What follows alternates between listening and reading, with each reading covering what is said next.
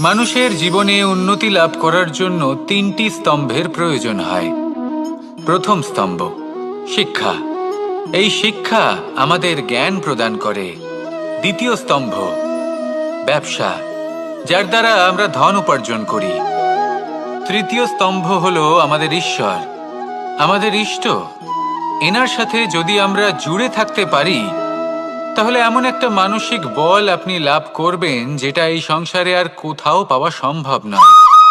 কিন্তু মানুষ অনেক সময় জীবনে এই তিনটি স্তম্ভ লাভ করা সত্ত্বেও সামনে অগ্রসর হতে পারেন না। তখনও জীবনে কঠিন পরিস্থিতি আসতেই থাকে। এমনটা ঠিক কেন হয়? কারণ সে জীবনে এই তিনটি স্তম্ভ লাভ করে নেয়, জীবনে প্রয়োগও করে, কিন্তু তার ভিতের কথা সে ভুলেই যায়। যেমন প্রথম স্তম্ভ অর্থাৎ শিক্ষা। এই শিক্ষার আধার হলো শুভ চেতনা। যদি অন্তরে শুভ চেতনা না থাকে, তাহলে এই শিক্ষার কোনো গুরুত্ব থাকে না। দ্বিতীয় স্তম্ভ ব্যবসা। পরিশ্রম করে উপার্জন করতে হবে, এই কথাটা আমরা সবাই জানি এবং সবাই চেষ্টাও করি। কিন্তু ব্যবসা করতে করতে আমরা এটা ভুলে যাই আমাদের ব্যবহার কেমন হয়ে পড়েছে। এই ব্যবহার যদি শুভ হয়, তাহলে আমাদের উপার্জন আস্তে আস্তে একটা স্থির জায়গায় এসে পৌঁছবে। এবং তৃতীয় স্তম্ভ আমাদের ভগবান। যদি ওনার স্মরণে আপনি যেতে চান, তাহলে তার পূর্বে নিজের মা বাবাকে সেবা করুন, তাদের যত্ন করুন, তাদেরকে ভালোবাসুন, কারণ ওনারাই হলেন এই সংসারে আপনার সবথেকে বড় ইষ্ট। তাহলে তিন স্তম্ভের সাথে সাথে তাদের আধারকেও নিজের জীবনে প্রাধান্য দিন। কোনো সমস্যা আসবে না, জীবনে একের পর এক উন্নতি করবেন এবং এই মন প্রসন্ন হয়ে বলবে রাধা রাধা। মানুষের এই সংসারে জীবনযাপন করার জন্য কিছু জিনিসের প্রয়োজন পড়ে। এমন কিছু আবেগ, এমন কিছু বস্তু আছে যেগুলো তার প্রয়োজন হয়। কিন্তু সব থেকে বেশি যে জিনিসটা তার প্রয়োজন হয়, সেটা হলো সম্মানের। আমাদের ভালো লাগে যখন কেউ আমাদের সম্মান করে। আমরা কাউকে সম্মান করলে তারও সেটা ভালো লাগে। কিন্তু আপনি দেখবেন যে সংসারে বেশিরভাগ মানুষ দুটি মাপদণ্ডের ভিত্তিতে সম্মান করেন। হয় বয়স দেখে করেন বা উপার্জন দেখে, অর্থাৎ সেই ব্যক্তি কতটা উপার্জন করেন। এবার ভেবে দেখুন, এটা আবশ্যক নয় কারোর বয়স যদি বেশি হয় তার বুদ্ধিও ততটাই বেশি হবে। আবশ্যক এটাও নয় যে কোনো ব্যক্তি যদি অত্যন্ত ধনী হন বা তার মনও নির্মল হবে বা তিনি সৎকর্ম করবেন বা এমন কোনো কর্ম করবেন যাতে উনি সম্মান লাভ করতে পারেন। হতে পারে উনি ধনী কিন্তু দুশ্চরিত্র। সেই জন্য বয়স বা উপার্জন দেখে কোনো ব্যক্তিকে সম্মান করবেন না। কর্ম দেখুন। যদি গভীরভাবে ভেবে দেখেন, তাহলে দেখবেন যদি কোনো মানুষ কোনো সৎকর্ম করেন, তাহলে তার প্রতি হৃদয় থেকে সম্মান জাগ্রত হয়। এটাই হলো সেই সম্মান যা অর্জন করতে হবে। বয়স আজ আছে, কাল আরো বৃদ্ধি পাবে। উপার্জন আজ আছে, কাল সেটা কমে যেতেও পারে। কিন্তু যদি আপনি নিরন্তর শুভকর্ম করতে থাকেন, তাহলে আপনি মৃত্যুর পরেও অমর হয়ে থাকবেন। আসুন আমার সাথে ভালোবেসে বলুন রাধা রাধা। ভয়ের সাথে আমরা সবাই পরিচিত, কষ্টও আমরা সবাই পেয়েছি। কখনো কখনো আমরা অসুস্থ হয়ে পড়ি, আর এমন সময় হলে মাতার মমতা, কখনো বাবার স্নেহ, কখনো বন্ধুদের পাশে থাকার অনুভূতি আমাদের রোগ নিরাময়ে সাহায্য করে। কখনো যদি আমরা নিরাশ হয়ে পড়ি, তখন যদি আমাদের কোনো আপনজন আমাদের দুটো ভালো কথা বলে, তখন আমাদের মনোবল বেড়ে যায়। ঠিক তেমন সংসারের এই রঙ্গমঞ্চে যদি আপনি পীড়িত অনুভব করেন, কিছু শুভ কথা আলোচনা করুন, কিছু স্তুতি গান করুন, কিছু মুহূর্তের জন্য হলেও নিজের ইষ্টদেবের কথা স্মরণ করুন আর প্রার্থনা করুন। সাহস বাড়বে, শক্তিও বৃদ্ধি পাবে এবং সামনে এগিয়ে চলার পথও দেখতে পাবেন। তখন এই মন প্রসন্ন হয়ে বলবে রাধা রাধা। মানুষের জীবনে উন্নতি লাভ করার জন্য তিনটি স্তম্ভের প্রয়োজন হয়। প্রথম স্তম্ভ শিক্ষা। এই শিক্ষা আমাদের জ্ঞান প্রদান করে। দ্বিতীয় স্তম্ভ ব্যবসা, যার দ্বারা আমরা ধন উপার্জন করি। তৃতীয় স্তম্ভ হলো আমাদের ঈশ্বর, আমাদের ইষ্ট। এনার সাথে যদি আমরা জুড়ে থাকতে পারি, তাহলে এমন একটা মানসিক বল আপনি লাভ করবেন যেটা এই সংসারে আর কোথাও পাওয়া সম্ভব নয়। কিন্তু মানুষ অনেক সময় জীবনে এই তিনটি স্তম্ভ লাভ করা সত্ত্বেও সামনে অগ্রসর হতে পারেন না। তখনও জীবনে কঠিন পরিস্থিতি আসতেই থাকে। এমনটা ঠিক কেন হয়? কারণ সে জীবনে এই তিনটি স্তম্ভ লাভ করে নেয়, জীবনে প্রয়োগও করে, কিন্তু তার ভিতের কথা সে ভুলেই যায়। যেমন প্রথম স্তম্ভ অর্থাৎ শিক্ষা। এই শিক্ষার আধার হলো শুভ চেতনা। যদি অন্তরে শুভ চেতনা না থাকে, তাহলে এই শিক্ষার কোনো গুরুত্ব থাকে না। দ্বিতীয় স্তম্ভ ব্যবসা। পরিশ্রম করে উপার্জন করতে হবে, এই কথাটা আমরা সবাই জানি এবং সবাই চেষ্টাও করি। কিন্তু ব্যবসা করতে করতে আমরা এটা ভুলে যাই আমাদের ব্যবহার কেমন হয়ে পড়েছে। এই ব্যবহার যদি শুভ হয়, তাহলে আমাদের উপার্জন আস্তে আস্তে একটা স্থির জায়গায় এসে পৌঁছবে। এবং তৃতীয় স্তম্ভ আমাদের ভগবান। যদি ওনার শরণে আপনি যেতে চান, তাহলে তার পূর্বে নিজের মা বাবাকে সেবা করুন, তাদের যত্ন করুন, তাদেরকে ভালোবাসুন, কারণ ওনারাই হলেন এই সংসারে আপনার সবথেকে বড় ইষ্ট। তাহলে তিন স্তম্ভের সাথে সাথে তাদের আধারকেও নিজের জীবনে প্রাধান্য দিন। কোনো সমস্যা আসবে না, জীবনে একের পর এক উন্নতি করবেন এবং এই মন প্রসন্ন হয়ে বলবে রাধা রাধা। সুখ, দুঃখ এবং শক্তি, এই তিন হলো এই সংসারের ত্রিদেবের মতো। আমাদের জীবনে যা কিছু ঘটছে এই তিনটির ভিত্তির উপরেই হচ্ছে। আসলে এই সংসারের একটা নিয়ম আছে, যখনই আপনি কিছু লাভ করেন, এই সংসার আপনার পরীক্ষা নেয়। এটা জানার জন্য আপনার পরীক্ষা নেয় যে আপনি যা কিছুই লাভ করেছেন, আপনি কি আদৌ সেটার যোগ্য কিনা। ঠিক সেইভাবেই এই সুখ, দুঃখ এবং শক্তি আপনার পরীক্ষা নিয়ে থাকে। যখন সুখ আসে, তখন সে আপনার পরীক্ষা নেয় যে আপনার মধ্যে অহংবোধ জাগ্রত হয়নি তো। যদি অহংবোধ চলে আসে, তাহলে সুখ সেখানেই সঙ্গ ত্যাগ করে। দুঃখ আপনার ধৈর্যের পরীক্ষা নিতে থাকে, আর যদি আপনার মধ্যে ধৈর্য না থাকে, তাহলে এটা আপনাকে আরো বেশি দুঃখের গভীর অন্ধকারে ঠেলে দেবে। সেখানে শক্তি পরীক্ষা নেয় আপনার বিনম্রতার। যদি আপনি বিনম্র না হন, তাহলে হয় এই শক্তি আপনার সঙ্গ ত্যাগ করবে, নয় এই শক্তি বিনম্রতার অভাবে আপনার পতনের কারণ হতে পারে। এই সংসারে যে কোনো ব্যক্তি যিনি এই পরীক্ষায় উত্তীর্ণ হয়ে থাকেন, এই জীবনে তিনি সাফল্য লাভ করেন। আসুন আমার সাথে ভালোবেসে বলুন রাধা রাধা। ভয়ের সাথে আমরা সবাই পরিচিত, কষ্টও আমরা সবাই পেয়েছি। কখনো কখনো আমরা অসুস্থ হয়ে পড়ি, আর এমন সময় হলে মাতার মমতা, কখনো বাবার স্নেহ, কখনো বন্ধুদের পাশে থাকার অনুভূতি আমাদের রোগ নিরাময়ে সাহায্য করে। কখনো যদি আমরা নিরাশ হয়ে পড়ি, তখন যদি আমাদের কোনো আপনজন আমাদের দুটো ভালো কথা বলে, তখন আমাদের মনোবল বেড়ে যায়। ঠিক তেমন সংসারের এই রঙ্গমঞ্চে যদি আপনি পীড়িত অনুভব করেন,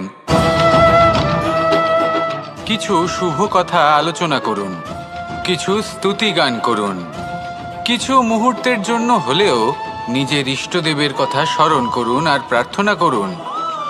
সাহস বাড়বে, শক্তিও বৃদ্ধি পাবে এবং সামনে এগিয়ে চলার পথও দেখতে পাবেন। তখন এই মন প্রসন্ন হয়ে বলবে রাধা রাধা। এই সংসারে কখনো কোনো ব্যক্তিকে তার বাইরের পোশাক দেখে বিচার করার চেষ্টা করবেন না, এটা খুব বড় ভুল করবেন। যেমন আমরা জীবনে অনেক সময় এমন করি, ধরুন কোথাও একটা গাছ দেখলাম, খুব বিশাল আকারের একটা গাছ, যেটা মাটির থেকে অনেক উঁচুতে পৌঁছে গেছে, যার বিশাল শাখা আছে। সেগুলো দেখে আমরা ভাবি যে এই গাছে হয়তো কত সুস্বাদু ফল আছে। আমরা সেই গাছের পরিচর্যা করতে থাকি। আবার অন্যদিকে হলো একটি তৃণ, যেটা মাটি থেকে কিছুটা উঁচুতে পৌঁছেছে। কিন্তু সেই তৃণর নিচে, মাটির নিচে অত্যন্ত সুস্বাদু ফল বা সবজি জন্ম নেয়, যা আমাদের স্বাস্থ্যের পক্ষে অত্যন্ত উপকারী। সেই জন্য কখনো আবরণ দেখে কাউকে বিচার করতে চেষ্টা করবেন না। তার বদলে এটা বোঝার চেষ্টা করুন যে আপনার সামনে যে ব্যক্তি আছে বা বস্তু আছে তার বিশেষত্ব কি।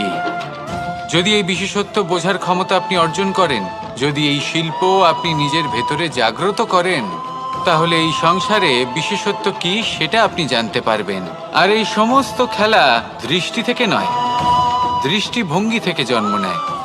দৃষ্টিভঙ্গি সবসময় শুভ রাখুন আর আমার সাথে ভালোবেসে বলুন, রাধা রাধা।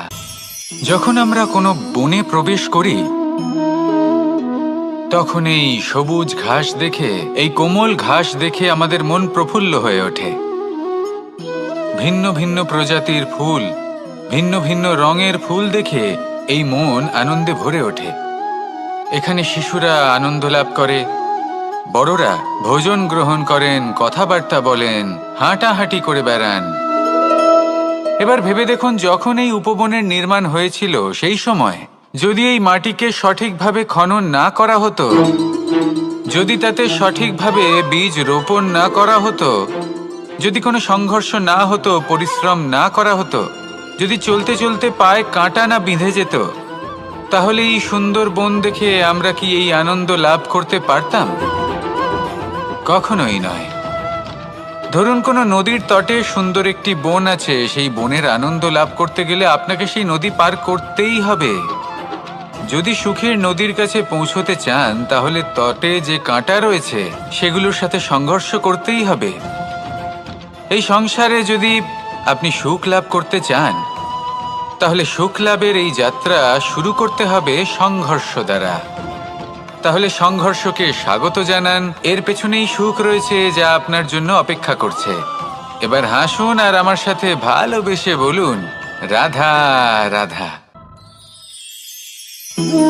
মানুষ সুখী জীবনযাপনের প্রতি এতটাই অভ্যস্ত হয়ে পড়ে যে একটা ছোট্ট সমস্যা এলেই সে সবার থেকে সাহায্য চাইতে শুরু করে দেয়। সে সাহায্য লাভও করে এবং সেই সংকট থেকে সে বেরিয়েও আসে। কিন্তু এই সাহায্য কিছু মুহূর্তের, আর কিছু মুহূর্তের হলো এই দুঃখ। এই দুই মুহূর্তের সাহায্যের জন্য আজীবন আপনি তার কাছে ঋণী হয়ে থাকেন। আর মানবিকতার খাতিরে আপনার মনে কৃতজ্ঞতা জেগে ওঠে, আর সেই কৃতজ্ঞতা বোধ হলো যে আপনি কখনো সেই ব্যক্তিকে ছাপিয়ে যেতেই পারবেন না। সেই জন্য জীবনে সবসময় চেষ্টা করবেন নিজেকে প্রস্তুত রাখতে সেই সব সমস্যার জন্য, সেই সব বাধার জন্য যেগুলো আপনার জীবনে আসতে পারে। ততক্ষণ সাহায্য চাইবেন না যতক্ষণ না অন্য কোনো পথ না থাকছে। সাহায্য চাওয়া অনুচিত নয়, কিন্তু সাহায্য চাইলে এবং সাহায্য পেলে আপনি আজীবন কৃতজ্ঞ এবং ঋণী হয়ে থাকবেন। আর তারপর একদিন আপনি পরিবর্তন দেখতে পাবেন যে কিভাবে আপনি ছোট ছোট সমস্যার জন্য সাহায্য না চেয়ে বড় বড় সমস্যার সম্মুখীন হতে প্রস্তুত হয়ে গেছেন। এটাই হলো সংসারের নীতি। এটাই পালন করুন আর আমার সাথে ভালোবেসে বলুন, রাধা রাধা। আপনি কখনো কাউকে পর্বতে আরোহণ করতে দেখেছেন? বা আপনি কখনো নিজে কোনো পর্বতে আরোহণ করেছেন? করে থাকলে আপনি এই বিষয়ে অবশ্যই জানবেন যে যখন আমরা শিখরের দিকে এগোই, ওপরের দিকে এগিয়ে চলি, তখন আমাদের একটু ঝুঁকে পথ চলতে হয়। তখনই আমরা সেই পর্বত আরোহণ করতে পারি। কিন্তু যে ব্যক্তি নিচের দিকে ফিরে আসছেন, তিনি কিন্তু ঝুঁকে চলেন না, তিনি দৃঢ়ভাবে সোজা হয়ে নিচে নামেন। এই ভারসাম্য বজায় রাখার এই খেলাতে সংসারের একটা সার লুকিয়ে রয়েছে। যদি আপনিও জীবনে উঁচুতে উঠতে চান, শিখরে পৌঁছতে চান, তাহলে আপনাকেও নত হয়ে, বিনম্র হয়ে সামনে এগোতে হবে। সেখানে যদি আপনি বুক চিতিয়ে, উদ্ধতভাবে, অহংকার বোধ নিয়ে চলতে থাকেন, সেখান থেকেই আপনাকে নিচে নামতে হবে। কোনো ব্যক্তি তার বিনম্র স্বভাব দেখেই বোঝা যায় যে সেই ব্যক্তি সাফল্যের শিখর দেশে আরোহণ করছে নাকি নিচে তথা খাদের দিকে যাত্রা করছে। তাই সবসময় বিনম্র থাকুন, শ্রেষ্ঠ কর্ম করুন, পরিশ্রম করুন আর আমার সাথে ভালোবেসে বলুন, রাধা রাধা। মানুষের জীবনে স্বচ্ছতার একটা আলাদা গুরুত্ব আছে। যদি আপনি নিজেকে স্বচ্ছ রাখেন তাহলে আপনার নিজেরও ভালো লাগবে, সামনের ব্যক্তিরও ভালো লাগবে, একটা অন্যরকম প্রভাব পড়বে। কিন্তু একজন শ্রেষ্ঠ ব্যক্তি কিভাবে হয়ে ওঠা সম্ভব? যার মধ্যে গুণ আছে, শিক্ষা আছে, শুভ চেতনা আছে, যিনি সৎকর্ম করেন। কিভাবে হব সেই ব্যক্তি যার মধ্যে জ্ঞান আছে? শুধুমাত্র স্বচ্ছ থাকলে তো তা হওয়া সম্ভব নয়। প্রথমে আপনাকে বুঝতে হবে যে মানুষের মধ্যে 4টি মূল তত্ত্ব আছে।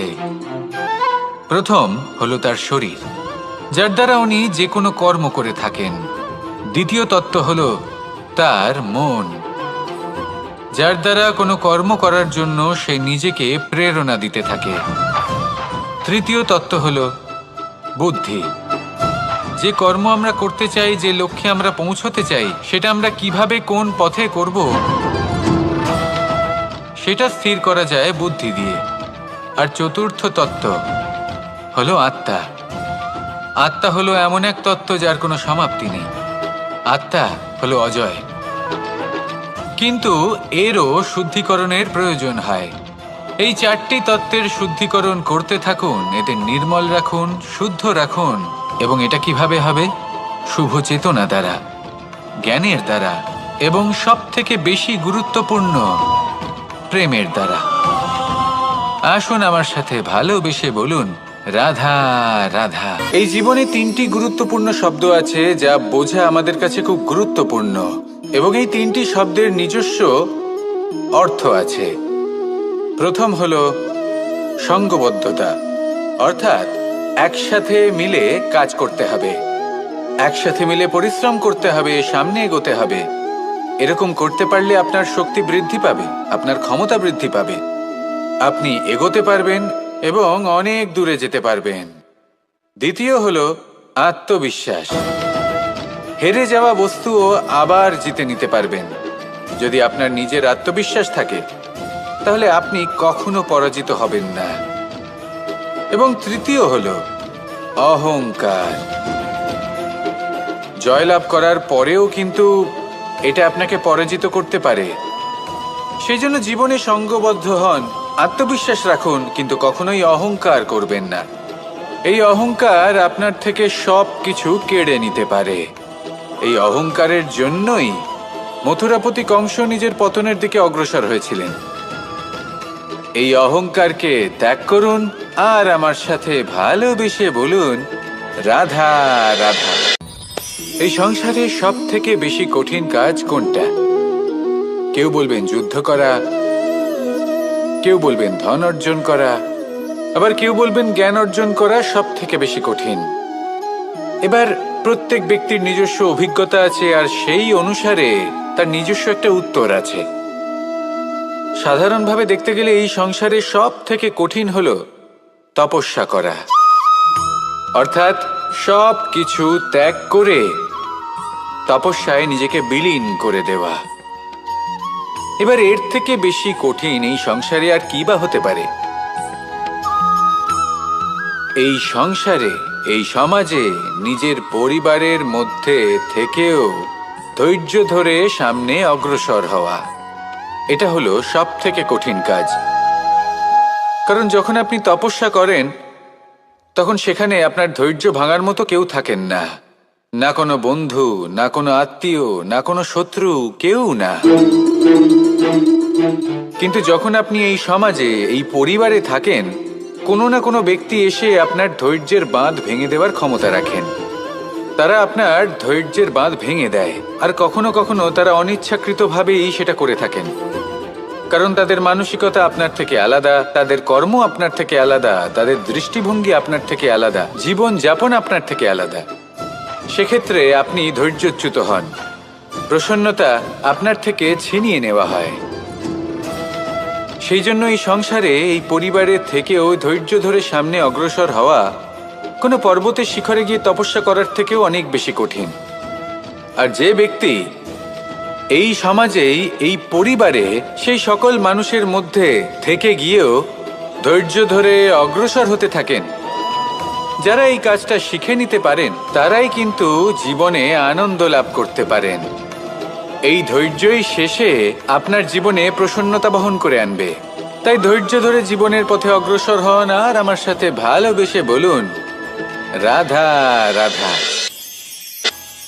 আমরা যখনই কোনো গাছের চারা রোপণ করি তখন সবার আগে পরীক্ষা করে দেখি যে যেখানে আমরা চারা রোপণ করতে চলেছি সেখানকার মাটি আদৌ উর্বর কিনা, সেই মাটি সেই চারাকে বাড়তে সাহায্য করবে কিনা। যখন একটা চারা রোপণের আগে আমরা এত কিছু ভাবতে পারি, তাহলে কাউকে বিশ্বাস করার আগে আমরা কেন ভাবি না?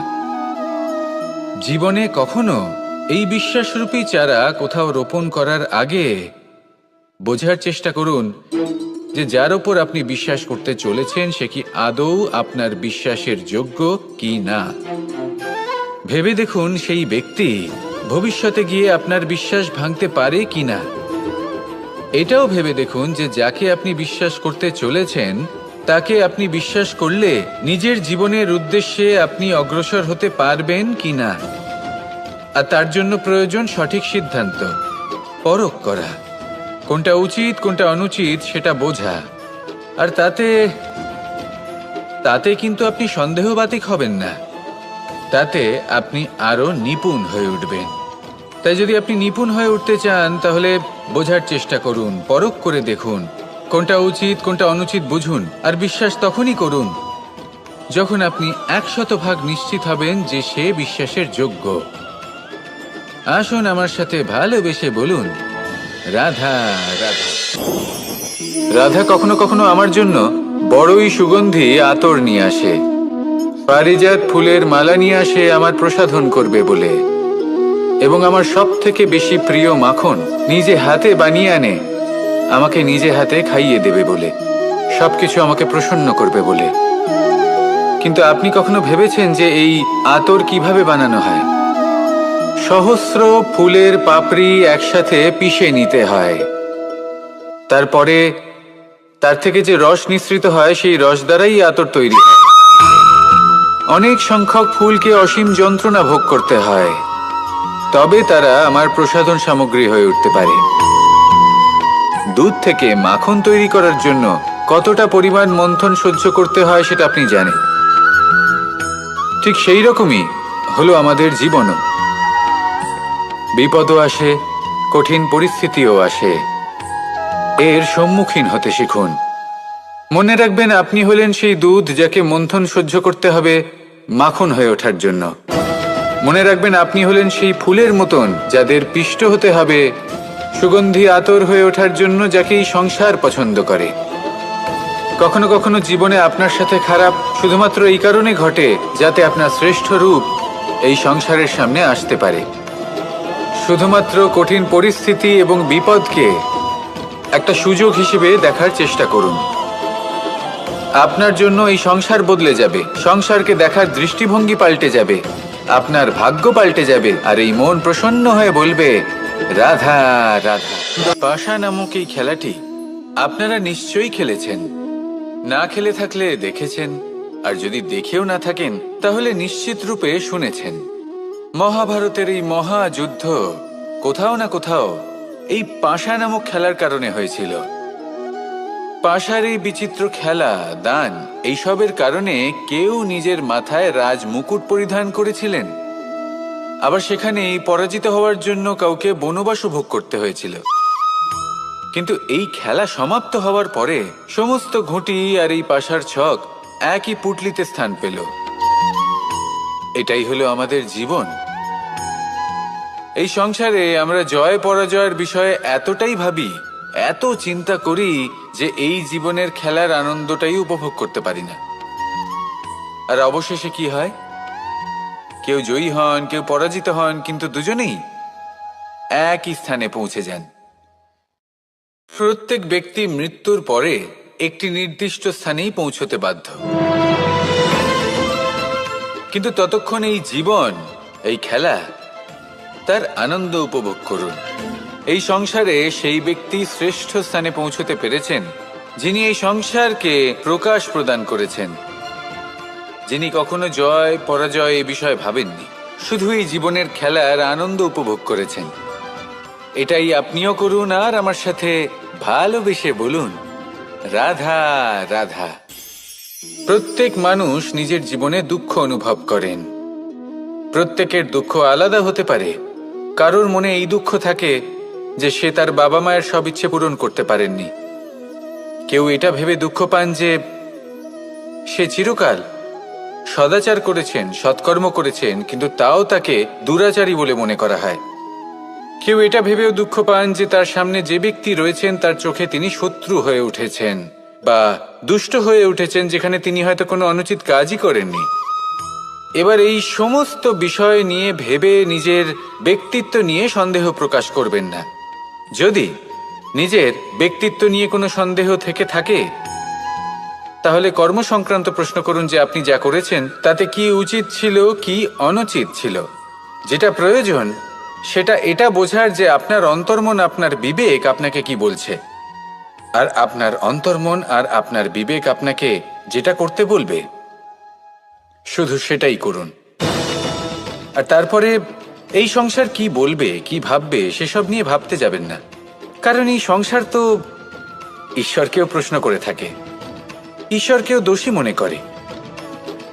কখনো কখনো যখন কোনো ঘটনা মানুষের ইচ্ছা অনুযায়ী ঘটে না, তখন মানুষ এটা বলে যে হে ঈশ্বর, আপনি আমার পাশে থাকলেন না, আপনি বড়ই কঠোর, এটা আপনার দোষ।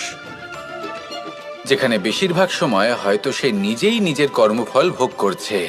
আর কখনো কখনো ঈশ্বর হয়তো তার জন্য আরো ভালো কোনো পরিকল্পনা করে রেখেছেন, কিন্তু মানুষ সেটা বুঝতে পারে না। তাই দিনের শেষে যেটা প্রয়োজন সেটা হলো নিজের মনের কথা বুঝতে হবে। আপনার বিবেক কি বলছে শুধু সেটাই করুন, আর সামনে এগোতে থাকুন। আমার সাথে ভালোবেসে বলুন, রাধা রাধা। পরিবর্তন, এটা হলো সৃষ্টির অমূল্য নিয়ম। এই সংসারে সবকিছু সময়ান্তরে পরিবর্তিত হয়, এই সময়ও পরিবর্তিত হয়। পরিবর্তন চিরকাল হয়ে এসেছে আর চিরকাল হতে থাকবে। কিন্তু এবার আমরা সেই পরিবর্তন কিভাবে লাভ করব যেটা আমাদের প্রয়োজন, যেটা আমরা চাই। আমরা জীবনে বিকাশ চাই। এই বিকাশ কিভাবে লাভ করতে পারি? এই প্রকৃতি কিন্তু আমাদের অত্যন্ত উত্তম উদাহরণ দিয়ে বুঝিয়েছে। একটি বিন্দুর উদাহরণ দিয়েছে যা ভবিষ্যতে একটা বিশাল নদীর আকার ধারণ করে। এটা কিভাবে হয়? মেঘ থেকে একটি বিন্দু ঝরে পড়ে সেই পর্বতের ওপর যেখানে হিম আছে। সেই হিমের সংস্পর্শে আসা মাত্র সেই বিন্দুর সাথে আরো বেশ কিছু বিন্দু যুক্ত হয়। তারপর তারা অগ্রসর হয়, আরো কিছু বিন্দু যুক্ত হয়, আস্তে আস্তে একটা ক্ষীণ ধারার রূপ ধারণ করে। এবং সেটাই ভবিষ্যতে আরো এগোতে থাকে। অনেকটা যাওয়ার পর যখন অনেক সংখ্যক বিন্দু একসাথে যুক্ত হয়, তখন সেটা বিশাল নদীর আকার ধারণ করে। এবার আমরা মানুষ বলে আমাদের সাথে এই নিয়মের অন্যথা হয় তা নয়। আমরাও এই প্রকৃতির অংশ, আমাদের ক্ষেত্রেও একই নিয়ম প্রযোজ্য। যখন পরিশ্রম করে অনেক সংখ্যক বিন্দু আমরা একত্রিত করব, তখনই পরিবর্তনের নদী প্রবাহিত হবে। প্রয়োজন হলো নিরন্তর পরিশ্রম করা এবং ধৈর্য ধরা। এটা করতে থাকুন, জীবনে সব কিছু লাভ করতে পারবেন। কারণ প্রকৃতি আমাদের এটাই শিখিয়েছে, আর আমরা এই ব্রহ্মরই একটি অংশ, যার দ্বারা এই ব্রহ্মাণ্ড নির্মিত। আসুন আমার সাথে ভালোবেসে বলুন, রাধা রাধা। কখনো এই প্রকৃতির দিকে তাকিয়ে থাকবেন। এই প্রকৃতি অনেক ধরনের শিক্ষা দেয়। কোনো একটা গাছকে দেখুন কিভাবে সে মাটি থেকে জল শুষে নেয়। সে ঝড় হোক বা হোক কড়া রোদ, সব সহ্য করে এবং অবশেষে সে ফল ধারণ করে। আর সেই ফল উৎপন্ন করার পরে সে ফল কিন্তু সে নিজে গ্রহণ করে না, এই সংসারকে প্রদান করে, যাতে পশু পাখি মানুষ তারা এই ফল গ্রহণ করে শক্তিশালী হয়ে উঠতে পারে, সুস্থ থাকতে পারে। সেভাবেই নদী, সরোবর এরা নিজেরাও কিন্তু নিজেদের জল গ্রহণ করে না, মাটিকে প্রদান করে, পশু পাখিকে প্রদান করে। সূর্য নিজেও নিজের জন্য প্রজ্বলিত হয় না, সে প্রকাশ ছড়িয়ে দিতে চায় আমাদের সবার কাছে। সে আলো পৌঁছে দিতে চায়। এই প্রত্যেকের কর্মে পরমার্থ নিহিত আছে, আর সেই জন্যই এদের সকলকে পুজো করা হয়। তাই মনে রাখবেন, আপনার কাছে জীবন যাপনের অতিরিক্ত যা কিছুই আছে তা পরমার্থের জন্য। তাহলে তার সদ্ব্যবহার করুন আর আমার সাথে ভালোবেসে বলুন, রাধা রাধা। আমরা প্রত্যেকেই অবশ্যই এমন সময় দেখেছি যখন অনেকগুলো সমস্যা একসাথে আমাদের জীবনে এসে পড়ে। সমস্যা আমাদের প্রত্যেকের জীবনেই থাকে। আমরা তার সমাধান খুঁজতে চেষ্টা করি, কখনো সমাধান খুঁজে পাই, আবার কখনো যতই চেষ্টা করি না কেন কোনো সমাধান খুঁজেই পাই না। আর যখন এটা হয় তখন মানুষ অত্যন্ত বিচলিত হয়ে পড়েন। নিজের আত্মীয় স্বজন, নিজের বন্ধু বা সংসার, এদের ওপরে এই দোষ চাপিয়ে দেন যে এদের জন্যই এই সমস্যা এসেছে। এবার যদি আমি আপনাকে কোনো পরামর্শ দিই তাহলে এটাই বলবো যে দৃষ্টিভঙ্গি পাল্টে দেখুন। এই দৃষ্টিভঙ্গি দিয়ে দেখুন যে এই সংসারে যে সমস্যায় আসুক না কেন তার জন্য কেউ দোষী নয়, না আপনি না অন্য কেউ। এই পুরো খেলাটাই আপনার মানসিকতা, আপনার দৃষ্টিভঙ্গির, আপনার মনের। কিভাবে বোঝাচ্ছি? যখন আমাদের মন শক্ত থাকে তখন কঠিন থেকে কঠিনতর পরিস্থিতিও আমাদের জীবনে খুব বেশি হলে প্রতিস্পর্ধা হয়ে থেকে যায়। সেখানে যদি আমাদের মন দুর্বল থাকে তখন অল্প কঠিন পরিস্থিতিও আমাদের কাছে খুব বড় সমস্যা হয়ে যায়, তাই না? একটা শক্ত মন কঠিন পরিস্থিতিকে প্রতিস্পর্ধা হিসেবে দেখে আর তার মধ্যে ওটা সুযোগ খুঁজে নেয়। আমাদের শুধু এটাই করতে হবে। এই সংসারে অন্য কাউকে দোষী মনে করলে আপনার সমস্যা দূর হয়ে যাবে না। সেই জন্য এই সংসারকে দোষ দেওয়ার বদলে এই সমস্যার মূলে চলে যান, সেটাকে বুঝুন, নিজের এই মনকে শক্ত করে তুলুন। যদি আপনার মন শক্তিশালী হয় তাহলে এই সংসারে অনেক বড় বড় কঠিন থেকে কঠিনতর পরিস্থিতিও যদি আসে, আপনার জীবনে যতই বড় বড় সমস্যা আসুক না কেন আপনার লক্ষ্য লাভে বাধা দিতে পারবে না। আসুন আমার সাথে ভালোবেসে বলুন, রাধা রাধা। আমরা সবাই পাথর দেখেছি, পর্বতও দেখেছি, শুকনো পাতাও দেখেছি, শ্যামল বনানীও দেখেছি। কখনো ভেবেছেন পাথরের অস্তিত্ব কিন্তু ততক্ষণ পর্যন্ত যতক্ষণ সে পর্বতের গায়ে আটকে থাকে। যখন সেই পর্বত থেকে সেই পাথর ভিন্ন হয়ে যায় ও নিজের অস্তিত্ব হারিয়ে ফেলে। আস্তে আস্তে কখনো পাথর কেটে বা কখনো পিষ্ট হয়ে সেই পাথর আস্তে আস্তে মাটিতে পরিণত হয় এবং পূর্ণরূপে নিজের অস্তিত্ব হারিয়ে ফেলে। এটাই পাতার সাথেও হয়। এই পাতা যতক্ষণ গাছের ডালের সাথে যুক্ত ততক্ষণ তার অস্তিত্ব থাকে। যখনই ডাল থেকে বিচ্ছিন্ন হয় সেও নিজের অস্তিত্ব হারিয়ে ফেলে। আর এটাই আমাদের সাথেও হয়। যতক্ষণ আমরা নিজেদের আপনজনের সাথে যুক্ত থাকি আমাদের অস্তিত্ব বজায় থাকে। যখন আপনজনদের সাথে সম্পর্ক ছিন্ন করি তখন আমরাও আমাদের অস্তিত্ব হারিয়ে ফেলি। এবার এই সংসারের প্রত্যেক ব্যক্তি স্বতন্ত্র থাকতে চান, আর অনেক ব্যক্তি স্বতন্ত্র থাকবেন বলে আপনজনদের দূরে করে দেন আর তাদের সাথে এই সম্পর্ক ছিন্ন করেন। এটা কি সত্যি প্রয়োজন? আপনজনদের সাথে সম্পর্ক ছিন্ন করে নিজের অস্তিত্ব হারিয়ে ফেলা প্রয়োজনীয়, নাকি আপনজনদের সাথে সম্পর্ক বজায় রেখে নিজেদের স্বতন্ত্র করে রাখা সেটা আবশ্যক? নির্বাচন আপনারই। আসুন আমার সাথে ভালোবেসে বলুন, রাধা রাধা। আপনি কি কখনো নৌকা যাত্রা করেছেন?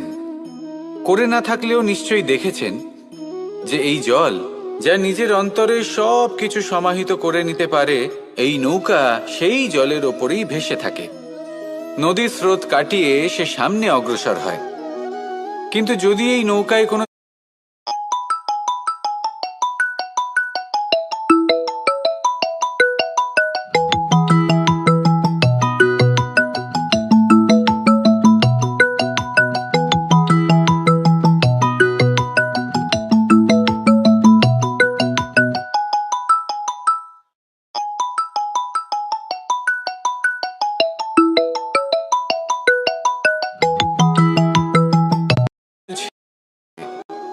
তাহলে কিন্তু সেই নৌকা ডুবে যাবে। আর এতে কোনো তফাৎ হবে না যে সেই ছিদ্র ছোট নাকি বড়, নৌকা ডুবে যাবে। এই ছিদ্র হলো আমাদের জীবনে আমাদের অপগুণ, আমাদের দোষ, আমাদের বিকার। কখনো এটা ভাববেন না যে এই দোষ খুবই ছোট, এতে কিছুই যাবে আসবে না। না, সেই ছোট দোষ, সেই ছোট বিকার যদি সেটাকে শুধরে না নেন, তাহলে সেটা আপনাকে আপনার পতনের দিকে নিয়ে যাবে। শেষ পর্যন্ত এটা আপনার ওপর নির্ভরশীল যে আপনি কি চান। আপনার জীবনের এই নৌকা এভাবেই ডুবে যেতে দেখবেন, নাকি নিজেকে শুধরে নিয়ে সেই নৌকার সেই ছিদ্রটাকে ভরিয়ে তুলতে চাইবেন? নির্বাচন আপনার। আসুন আমার সাথে ভালোবেসে বলুন, রাধা রাধা। জল, জলই পৃথিবীতে বেঁচে থাকার জন্য আবশ্যক তো বটেই, কিন্তু এই জল আমাদের একটা অত্যন্ত গুরুত্বপূর্ণ শিক্ষা প্রদান করে। কখনো এই জলকে দেখেছেন? যে পরিস্থিতিতেই এই জল প্রবাহিত হোক না কেন, এর উপর যা কিছুই প্রভাব থাকুক না কেন, এর পথে যতই বাধা আসুক না কেন, তার মধ্যে থেকে ও নিজের পথ ঠিক বের করে নেয়, কিন্তু নিজের প্রবাহ থামতে দেয় না, ক্রমাগত অগ্রসর হতে থাকে। সেরকমই একটা শিক্ষা যেটা আমরা জল থেকে পেয়ে থাকি তা হলো এটা: আমরা যখন জলের দিকে তাকাই তখন আমরা নিজের প্রতিবিম্ব দেখি, স্পষ্টভাবে দেখতে পাই, কিন্তু তখনই দেখতে পাই যখন এই জল শান্ত থাকে, স্থির থাকে। যদি এই জল অশান্ত হয়ে থাকে, স্থির না হয়, তাহলে আমরা এতে নিজের প্রতিবিম্ব দেখতে পাই না। এটাই আমাদের মনের সাথেও হয়ে থাকে।